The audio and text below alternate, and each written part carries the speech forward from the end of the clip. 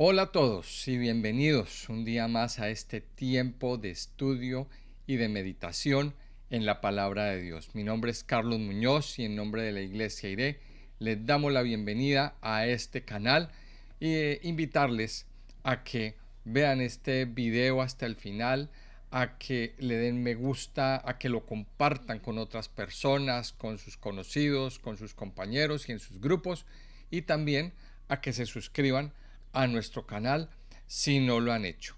Y muy especialmente si ustedes quieren aprender a estudiar la Biblia y quieren empaparse de toda la información y toda la edificación que nos trae la palabra de Dios, también quiero invitarles muy especialmente a que hagan parte de nuestro club de lectura bíblica. Toda la información está, pues para los enlaces, está en la cajita de descripción de este video. Así que allí los espero. Tenemos lectura todos los miércoles a las 10 de la noche y los sábados a las 6:30 de la mañana.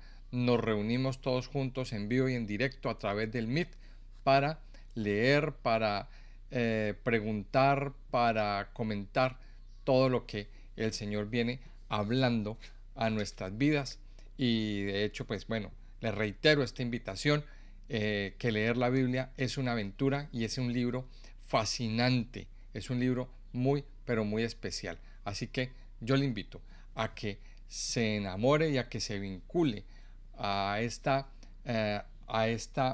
afición y a esta devoción de leer la Biblia todos los días. Vamos a continuar entonces con nuestro estudio de la Biblia aquí en este video, y empezamos un libro nuevo entre comillas, y les voy a explicar por qué. Porque estamos estudiando en estos días el libro de Samuel, los libros de Samuel. Habíamos dicho al introducir el libro, la sección anterior, que los libros de Samuel realmente en el Tanakh son uno solo, pero cuando se hizo la traducción de la Septuaginta al, al griego, pues se partió en dos. Los eruditos y los editores de la Biblia decidieron dividir este libro en dos partes. Por eso en nuestras Biblias en español encontramos la primera y el segundo libro de Samuel. Pero realmente, originalmente no era dos libros separados, era uno solo. Y nosotros, pues, lo tomamos como un solo texto, dividido en dos partes. Y en esta parte, pues bueno, vamos a encontrar, ya iniciamos la segunda parte de nuestra historia con el segundo libro de Samuel. Mientras el primer libro nos contó la historia de Samuel, del nacimiento del profeta, de cómo Dios inició un proceso de transición hacia la monarquía, de cómo el pueblo vino y le pidió a Samuel un rey porque querían entrar a la moda, digámoslo así, de todos los pueblos de la tierra. Samuel pues se sintió muy mal porque pues pensó que lo estaban rechazando a él. Dios le dice: no te preocupes, Samuel, no te están rechazando a ti, me están rechazando a mí, y dales un rey, pero adviérteles lo que va a suceder con ese rey, o bajo el gobierno de un rey humano. Y pues así fue. Dios le da la instrucción a Samuel de que escoja a Saúl, y se inicia un proceso con Saúl como rey. Pero Saúl desobedece a Dios. Saúl llega un momento en que el poder se le sube a la cabeza, le gusta mucho que lo adulen, le gusta mucho que le digan palabras bonitas, que lo elogien, y todo eso va a empezar a hacer mella en el corazón de Saúl, y termina Saúl desobedeciendo a Dios, cometiendo actos de desobediencia, actos muy viles en su vida. Y Dios le dice a través de Samuel, pues que lo ha desechado y que se ha escogido a una persona conforme al corazón de Dios. Y ahí es cuando aparece, de la mitad del libro en adelante, David. aparece David, Dios escoge a David y vemos ahí que Dios empieza a establecer un proceso con David. Vemos las diferentes etapas. David siendo jovencito, cómo derrota a Goliat, cómo empieza su carrera militar. Dios empieza a respaldar a David. David empieza a crecer. Más adelante vemos cómo David hace parte de la familia del rey y el rey empieza a perseguir, inicia una persecución sin cuartel delante de David, inicia la decadencia, vemos la decadencia de Saúl, cómo va cuesta abajo en sus decisiones, en su forma de comportamiento, en su forma de hablar, y es totalmente alejado de Dios. Mientras que por otro lado vemos el contraste de cómo Dios va respaldando a David y David va ascendiendo poquito a poco. Y vemos ese proceso en los dos, el uno en proceso de caída y el otro en proceso de ascenso. Pero es muy curioso que el proceso de David, ese proceso de ascenso, fue una prueba bastante grande, una prueba muy dolorosa. David tuvo que irse al desierto muchos años, David tuvo que esconderse en cuevas, David tuvo que incluso fue un tiempo y estuvo con los filisteos, y él va dando rondas, él va viviendo ese proceso de prueba y termina el libro con la muerte de Saúl. Con la muerte, pues antes de la muerte, pues Saúl consulta a una divina, a una pitonisa, que le trae de vuelta a Samuel, un capítulo bastante oscuro que ya lo comentamos en su momento. Y termina muy triste, termina en una tragedia el libro de Segunda de Samuel, el libro de Primera de Samuel. Ahora, en el segundo libro ya vemos o se nos narra el reinado de David. Este libro marca la consolidación de la monarquía de Israel. Comienza este libro mostrándonos el éxito de David, cómo se establece a Jerusalén como capital. David recibe esa promesa divina en un capítulo muy especial, que es el capítulo 7, al que le vamos a prestar atención, que de ahí se deriva. A ese capítulo tenemos que prestarle mucha atención y poner nuestros ojos en ese capítulo, porque de esa promesa se deriva todo el resto de la historia que viene a partir de ahora en cuanto a la monarquía y sobre todo en cuanto a la promesa de la venida del Mesías. Entonces vemos cómo Dios le da una promesa divina a David, le da un pacto, hace un pacto con David de una dinastía eterna. Sin embargo, a partir de la segunda parte del libro vemos la decadencia. O sea, David escala a un punto de éxito, pero vemos cómo David descuida su comunión con Dios y empieza una cuesta abajo. Vemos aquí un pecado. David comete un pecado bastante grave y se ven las consecuencias a nivel familiar y nacional. O sea, todo el mundo empezó a ver o a sufrir las consecuencias de ese pecado del rey. Y aquí pues nos muestra un retrato del rey David. La Biblia no nos oculta los pecados de sus protagonistas, nos deja ver las realidades y nos deja ver las necesidades. Así que aquí vamos a ver cómo, cómo de alguna manera bien especial Dios quiere establecer un nuevo comienzo. Y eso lo vemos en estos capítulos, primeros capítulos de este libro de Segunda de Samuel. Así que estos primeros capítulos nos narran la transición del liderazgo después de la muerte de Saúl y la consolidación de David como ese nuevo monarca. Vamos a ver un nuevo comienzo. Así que en el primer capítulo, y quiero aquí hacer la advertencia a los que están siguiendo este video, que por favor antes de entrar a escuchar este resumen, lean atentamente, detenidamente, cada capítulo antes de continuar. Si usted quiere, pare el video un momento, póngale pausa y lea. Tenga la amabilidad de leer. Yo solamente aquí estamos haciendo un resumen de los puntos principales de cada capítulo, pero sí es necesario que usted se tome el tiempo para leer cada versículo de este libro. Y si tiene preguntas, bueno, si ustedes tienen preguntas acerca de este capítulo, métase. Le aconsejo que se meta a nuestro club de lectura y aquí, en vivo y en directo, vamos a estar respondiendo esas preguntas. Así que vamos a mirar entonces en el primer capítulo que viene después de la muerte de Saúl.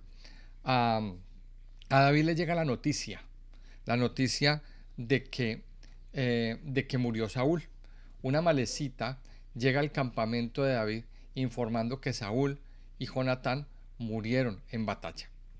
Y entonces este hombre, para congraciarse con David, afirma y le dice que él mismo se dio a la tarea de matar a Saúl. Entonces se nos dice que este hombre vino, recogió la corona, o sea, cuando pasaba por ahí en un momento determinado, Saúl le dice, venga, hágame un favor, máteme porque yo no quiero caer en manos de los amalecitas o de los filisteos. Este hombre no lo hace y Saúl se suicida. Pero este hombre, este amalecita, por congraciarse con David y quizá por esperar una recompensa o un favor del rey o algún tipo de beneficio, viene y le dice, es que yo le hice un favor y maté a su enemigo. Entonces, este hombre afirma falsamente que él mismo mató a Saúl para ganarse el favor. Ahora viene la reacción de David. David ordena ejecutar al mensajero por haberse atrevido a extender su mano contra el ungido del Señor. Mire, y aquí es algo bien especial. Si hemos visto con anterioridad cómo en el primer libro David nunca quiso levantar la mano en contra de Saúl. Él nunca lo quiso hacer. Y él se opuso rotundamente y lo tenía ahí a unos cuantos centímetros y tuvo su oportunidad, pero él dijo, jamás voy a levantar yo la mano contra el ungido de Dios. Y esto es una lección que nosotros vamos a aprender. David honró y entendió que Dios había escogido a Saúl y que Dios mismo era el que debía ajustar cuentas con él, no por su propia mano. Ahora, entendamos algo. Dentro de la ley, dentro de la Torá, había una ley que era la ley de la justicia, la ley del ojo por ojo y el diente por diente. ¿Qué significa esta ley? Mire, que si alguien asesinaba a otro, pues un familiar de la víctima tenía el derecho de cobrarse esa vida. O sea, eso era un derecho legal. Eso era un derecho legal. ¿Qué pasa? Que aquí a David le dicen, yo maté a Saúl. Y no había nadie más que pudiera levantar su mano para vengar la muerte de Saúl. Entonces David se levanta, y además que David era de la familia de Saúl. O sea, él hacía parte de la familia porque él se casó con la hija de Saúl. O sea que aquí tenemos que David ejecuta ese derecho legal, ese derecho de venganza. Porque ahí había habido un asesinato. Ahora, cuando David escucha de la muerte y pasa esto, entonces David levanta una endecha. ¿Qué es una endecha? Miren, una endecha es un lamento, es un cántico fúnebre, digámoslo así, un cántico de los funerales. David compone ese canto, este poema, donde exalta la valentía de Saúl y su profundo amor por su amigo Jonatán. Y aquí esto es importante porque las endechas en las culturas, sobre todo en la cultura oriental, tenían mucho significado. Y vemos que a lo largo de la Biblia nos vamos a encontrar cómo, sobre todo en los profetas, se levantan endechas, cantos fúnebres. Y me llama la atención los cantos de los profetas o la endecha que hacen sobre Jerusalén, y por la destrucción de Jerusalén. Y una endecha muy famosa es el libro de Lamentaciones. El libro de Lamentaciones es un poema, y si usted lo mira, si lo miramos bien, pues es una especie de canto donde el profeta se lamenta por la muerte del pueblo de Israel. O sea que vamos a ver la importancia de esto. David levanta un cántico, estaba muy conmovido, muy compungido por la muerte de Saúl, por la muerte de este hombre. David sabía de que David nunca tuvo rabia, David nunca tuvo ira, David nunca tuvo sentimientos negativos o vengativos hacia Saúl por todo lo que le hizo. Y esto a nosotros nos deja lecciones de vida. Primero, mire, hay personas que a nosotros nos han hecho mucho daño. Hay personas que se han levantado contra nosotros. ¿Cómo reaccionamos nosotros ante ese hecho, ante esas personas? Hay muchos que dicen, ojalá le pase tal cosa a ese desgraciado, ojalá se muera, ojalá, mejor dicho, dicen cualquier cosa por su lengua, por su boca. Pero aquí hay un ejemplo muy especial de David. David nunca levantó ni una maldición, ni un mal deseo, ni nada en contra de aquel que lo persiguió. Y eso nos deja ver la misericordia y cómo Dios había tratado y moldeado el corazón de David a lo largo de todos los años que estuvo siendo perseguido. Ahora, aquí hay un punto muy importante, y es que para entender esto, para entender esta situación, esto nos lo permite entender la Biblia a través de los salmos. Todo lo que David vivió en su persecución, en su desolación, en su rechazo, en sus acusaciones injustas, en todo eso, lo podemos ver, o las reacciones de David, a través de cada salmo. ¿Cómo reaccionaba David? David oraba, David alababa a Dios, David le entregaba su corazón, le entregaba a Dios o le confesaba a Dios lo que estaba sintiendo. Por eso aquí tenemos que ir muy atentamente a mirar esos primeros salmos sobre todo. Y hay una lista de reproducción aquí en este canal que se las voy a dejar al final para que ustedes puedan consultarla, para que ustedes puedan mirarla y estar atentos. Así que estos capítulos de la historia de David tenemos que leerlos a la par con los salmos, porque nos va a dar una luz de qué estaba pensando David. Eso es el capítulo 1. En el capítulo 2, pues vemos aquí lo que viene a suceder después de la muerte de Saúl, cómo queda ese reino de Israel, cómo queda un vacío legal. Entonces aparece Abner. Bueno, primero, por mandato de Dios, David sube a Hebrón. Y David es ungido como rey de Judá. Esta es la segunda unción de David. Ahora aparece una rivalidad, porque Abner, que era el general del ejército de Saúl, pues proclama a Isboset, un hijo de Saúl, como rey de las otras tribus de Israel. Y aquí se sucede una especie de guerra civil.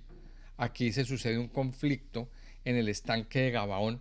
Joab, que es el general del ejército de David, y Abner se enfrentan, y resulta pues aquí resulta una confrontación bastante sangrienta, bastante fuerte. Aparece un hermano de Joab que muere por mano de Abner. O sea, aparecen unas consecuencias bastante especiales. Hay una guerra civil. Y vemos en el capítulo 3 cómo se va debilitando el poder de Isboset, que pues a ver, es un decir que tenía poder, porque Isboset realmente no hacía nada. El poder estaba sustentado o estaba manipulado por Abner, que era el hombre fuerte, era el general, era el militar que estaba comandando. Pero Isboset no hacía nada. Y esto es muy común ver cómo Hay personas que en medio de su debilidad se dejan manipular. Y, y aquí tenemos nosotros que aprender lecciones de vida. Mire, cuando hay una persona, esto es un juego, esto es un juego y esto es un de dos roles. Una persona que se deja manipular o que es manipulable y otro que manipula. Aquí tenemos a Abner como manipulando ese, las decisiones de Isboset. Isboset era un débil, estaba debilitado, eh, y Abner era el que tomaba las decisiones, era el que decía qué hacer y qué no hacer. Y vemos aquí, entonces, cuando nos debilitamos en el Señor, esto es lo que sucede.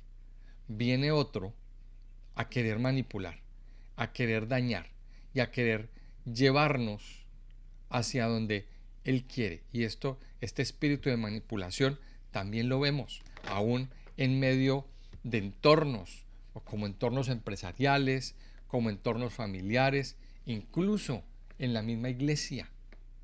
Vemos este espíritu de manipulación. Y de este espíritu de manipulación nos tenemos que librar también. Y tenemos que abrir nuestros ojos. Ahora, ¿por qué pasa esto? ¿Por qué estaba pasando esto en Israel? Mire, por una razón muy sencilla. Esto son consecuencias de la decisión de Saúl. Saúl se aferró al poder sabiendo que Dios ya lo había desechado. Dios ya se lo había dicho. Pero Saúl no quiso entregar el poder. Saúl no quiso renunciar a su corona. Ahora, sabemos que era un proceso que tenía que vivir David y que tenía que vivir Saúl. Pero lo que estamos viendo aquí en este capítulo 3 de la caída de la casa de Saúl es que son consecuencias de esa mala decisión. Y aquí vemos a Abner queriendo tomar por su cuenta ese poder, manipulando a Isboset y pretendiendo ser a la postre, quizá, él el rey, el que lo nombraran rey para él mandar y gobernar dentro de Israel. Entonces aquí vemos el debilitamiento de Isboset. Vemos que David se hace cada vez más fuerte mientras la casa de Saúl se debilita. En el capítulo 3 también vemos cómo Abner e Isboset tienen una discusión porque Abner se llegó a una de las concubinas de Saúl. Pues Saúl ya había muerto y aquí viene ese acercamiento que él tiene a esta chica o a esta señora llamada Rispa, y Abner pues simplemente dice, aquí no hay más, voy a pactar con David. Y Abner decide pactar con David para unificar el reino bajo su mando. Abner va y habla con David, va y conversa con él, decide que le va a entregar el reino, que van a hacer las paces, que ya no va a haber más pelea, que ya no va a haber más lucha. Y en medio de, a pesar del pacto que hicieron, viene Joab. Recordemos que Joab, es que uno a veces se enreda con tantos nombres, pero yo quiero que aquí hagamos la aclaración. Joab era el general del ejército de David. Abner era el general del ejército de Saúl. Entonces, como hemos visto con anterioridad que Abner mató al hermano de Joab, llamado Asael, entonces Joab asesina a Abner a traición. Joab asesina a Abner en venganza por la muerte de su hermano. Se lo lleva a un lugar secreto, lo engaña y allí lo mata. Y muere Abner. Entonces, aquí vemos otro derramamiento de sangre. Entonces David lamenta la muerte de Abner públicamente para desligarse o para mostrarle al mundo de que él no tuvo nada que ver con ese crimen y evitar una revuelta. Sabemos que esto era muy delicado porque las tribus de Israel estaban de parte de Abner. Esas 10 tribus, las 11 tribus estaban de parte de Abner. La única tribu de Israel que apoyaba a David y que lo hizo su rey fue la tribu de Judá. Pero las 11 restantes estaban con Abner y con lo que quedaba de la casa de Saúl. Y aquí vemos cómo para David evitar un mal mayor, pues él levanta un lamento por la, por la muerte de Abner. Y aquí sucede algo bien especial, y es que David eh, le da una especie de maldición, o le da una maldición a Joab. ¿Por qué? Porque Joab asesinó a un hombre que estaba haciendo pacto con David. Ahora, ¿cuáles fueron los motivos de Abner para hacer ese pacto? Bueno, quizá Abner quería tener más poder, quizá Abner quería seguir mandando, tenía sus ambiciones y tenía sus cosas, pero pues aquí termina la vida de Abner. Y David se desliga de la muerte, o sea, él simplemente dice, yo no tuve nada que ver, el culpable fue Joab y su familia, y él recibirá las consecuencias. Y aquí vemos entonces en el capítulo 4 cómo viene el fin de la oposición, cómo unos hombres se levantan, unos hombres de la casa de Isboset, o de la casa de Saúl, unos mercenarios que trabajaban para él, traicionan a Isboset y lo matan. Dos de sus capitanes lo matan mientras duerme y llevan su cabeza a David, una vez más esperando una recompensa. Ellos esperan una recompensa, y David, una vez más, indignado por la cobardía de este acto tan vil y tan malo, ordena ejecutar a los asesinos, demostrando que no aceptaría el trono mediante el asesinato de sus rivales. Vemos entonces la justicia de David y el carácter que Dios había formado en David. Hemos visto a lo largo de la historia cómo ciertos gobernantes, sobre todo dictadores, se valen de estos asesinatos selectivos para consolidar su poder. Lo hizo Hitler en su momento, lo hizo Stalin, lo hizo Mussolini, lo hizo Franco en España, y muchos han hecho este tipo de cosas, que se deshacen de sus opositores de una manera directa, asesinándolos, fusilándolos, metiéndolos en campos de concentración, o sea, como las más viles personas en este mundo. Vemos que David no lo hizo. David no quiso levantar su mano, ni con Saúl, ni con Abner, ni con Isboset, que era el que quedaba de la casa de Saúl. Y vemos como una vez más David toma venganza. Y aquí hay una palabra que a mí me llama la atención. Cuando David le reprende a estos hombres, les dice, ¿cómo se les ocurre a ustedes asesinar a un hombre inocente en su lecho, en su cama? Un hombre que nada me estaba haciendo a mí y que nada les estaba haciendo a ustedes. Y vemos aquí cómo hay personas que tienen este corazón tan endurecido y tan contaminado en sus vidas. Vemos aquí entonces cómo los enemigos de David desaparecen, esos enemigos de David van desapareciendo uno a uno, y ahora sí todo se da, o sea, se dan todas las condiciones para que David, o para que todas las tribus acuerden en Hebrón, o acudan a Hebrón para ungir a David como rey de toda la nación. Y esto es lo que sucede en el capítulo 5. David es proclamado rey de Israel.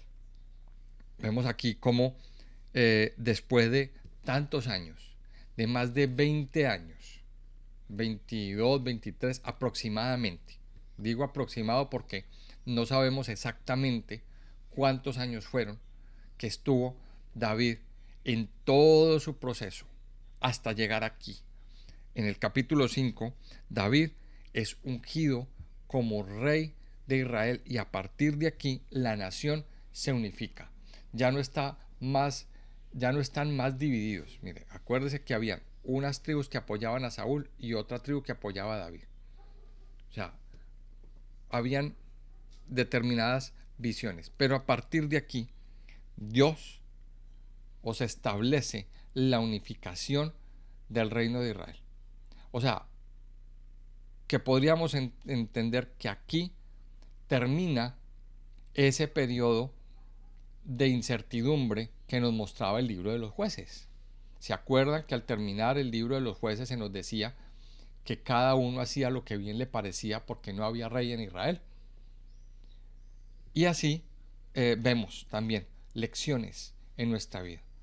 Cuando no tenemos una cabeza, cuando no tenemos un gobierno establecido, pues cada cual hace lo que bien le parece. Eso pasa en casa, eso pasa en una empresa, eso pasa en la iglesia, eso pasa en muchos ámbitos. Pero vamos a centrarnos en el ámbito más común que tenemos en nuestra vida, el más cercano, nuestra casa, nuestra familia. La familia necesita una cabeza, necesita alguien que sea el comandante, el que tome las decisiones, el que se haga responsable, el que guíe, el que dé dirección. Y la Biblia ha establecido que sea el varón el que haga esta labor, el que ejecute esta labor. Esto es muy importante. Ahora, aquí vemos cómo David no llegó al trono con un golpe de estado o por la fuerza. No. David esperó pacientemente a que fuera su momento y a que las tribus lo ungieran como rey. Esto es muy importante. Y aquí vemos cómo se nos cuenta que era David de 30 años cuando comenzó a reinar en Hebrón y reinó 40 años. Dice, y en Hebrón reinó sobre Judá 7 años y 6 meses, y en Jerusalén reinó 33 años sobre todo Israel y Judá. Esto es el capítulo 5.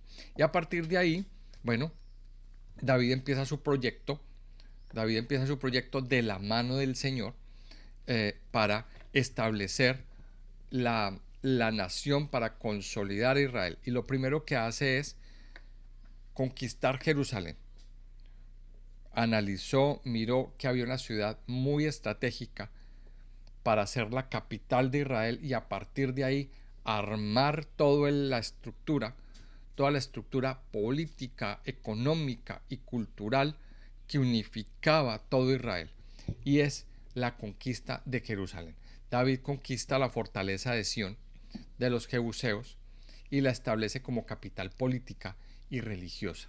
Y esto es bien importante. Se establece Jerusalén como capital única del reino de Israel. Y esta es como la ciudad emblemática, como la ciudad que une todo a todo Israel. Y hoy por hoy sigue siendo la ciudad más importante y que une a todo Israel. Y es bien importante Jerusalén, dentro del contexto bíblico y dentro del contexto histórico. Es tan importante que allí llegó el Mesías. Allí llegó el Mesías, allí llegó Jesús, tenía que morir en Jerusalén y el Señor va a volver y en Jerusalén se va a establecer como rey en su segunda venida. Mire que esto es bien importante. Y le agregamos una más. La Biblia nos dice que del cielo va a descender la nueva Jerusalén. Esto pues ya amerita un estudio en condiciones para próximas oportunidades. La importancia de Jerusalén dentro del reino de Dios. Pero miremos entonces que aquí David se toma la fortaleza de Sión, conquista Jerusalén de los jebuseos. Se nos dice en el capítulo 5, se nos narra los hijos que le nacieron a David. En el capítulo 3 se nos dice los hijos que le nacieron en Hebrón. Y en el capítulo 5 pues se nos habla de los demás hijos que le nacieron a David en Jerusalén. Y aquí vamos viendo cómo Dios le va dando bendición a David. Cuando se nos nombra que una persona tuvo hijos, estamos hablando de que Dios va bendiciendo y va derramando bendición sobre su casa, sobre su familia. Ahora, Termina este capítulo 5 con la victoria sobre los filisteos. David derrota 2 veces a los filisteos en el valle de Refaim, consultando siempre a Dios antes de atacar. Y esto es una cosa muy importante que lo vamos a ir viendo en esta primera etapa del reinado de David, estos primeros 10 capítulos. Y es que David, antes de dar un paso, consulta a Dios. Antes de decir, Señor, ¿puedo hacer esto? Dios le dice sí o le dice no. Y aquí vamos a ver un patrón y un ejemplo y una lección que usted y yo tenemos también que aprender. No tomar decisiones como a nosotros nos parece. No tomar decisiones por tomarlas, sino siempre consultando al Señor. Y aprenda esta lección hoy, amado Hijo de Dios. Varias lecciones sacamos de estos 5 capítulos. Primero, la justicia y lo que había en el corazón de David, fruto de su comunión con el Señor. Cómo David fue un hombre justo, cómo no quiso levantar su mano contra sus enemigos, sino que esperó que Dios hiciera algo. Y cuando eso pasó, hizo justicia de acuerdo a la ley. Segundo, David esperó el momento para ser ungido. David no se apresuró. David no quiso apresurar el proceso. Simplemente esperó el tiempo de Dios hasta que Dios lo hace y lo confirma como rey. Y tercero, ninguna decisión o todas las decisiones deben pasar siempre por el filtro del Señor. Todo lo que vamos a hacer, preguntémosle al Señor. Eso es lo que vemos en estos capítulos y es un nuevo comienzo para el pueblo de Israel. Vemos cómo aquí David se estableció como rey, se inicia un nuevo tiempo de bendición para el pueblo, de abundancia, de prosperidad, un tiempo de crecimiento. Yo le invito a que usted se sume a vivir un nuevo tiempo con Dios. Viva hoy un nuevo tiempo de la mano del Señor. Amado Padre, te damos gracias en este día. Gracias por regalarnos, Señor, tu palabra, por regalarnos este tiempo tan especial de poder introducirnos en tu palabra y entender cada texto, cada lectura, cada detalle que viene de tu palabra, Señor. Ayúdanos cada día a comprender, danos entendimiento para recibir estas lecciones de fe que necesitamos aprender en nuestra vida espiritual y en nuestro caminar diario, Señor. Ayúdanos, Padre, a tomar decisiones basadas en tu palabra. No queremos dar un paso, Señor, sin que tú mismo nos digas qué hacer. Si ir, si no ir, si subir, si no subir. ¿Qué cosa quieres, Señor, que nosotros hagamos? Ayúdanos a escuchar tu voz y a no tomar decisiones por nuestra propia cuenta y como a nosotros nos parece, Señor. Yo te pido que hoy tú guíes a tu pueblo, Señor, en bendición. Que seas tú, Padre, quitando todo enemigo que se levanta, que quiere hacer daño, Señor, que quiere venir a destruir. Ayúdanos, Señor, a no tomarnos la venganza por nuestra mano, sino que seas tú, amado Señor, el que ponga en su lugar a cada enemigo y cada persona que quiere venir a dañar, que quiere venir a destruir y que quiere venir, Señor, a destruir el proceso que tú tienes para cada uno de nosotros, Señor. Hoy yo bendigo la vida de cada uno, Señor. Te pido que te quedes con nosotros y que sigas haciendo tu obra preciosa y perfecta en nuestras vidas, Señor. Yo te alabo y te bendigo, Padre, en el nombre precioso de Jesús. Amén y amén.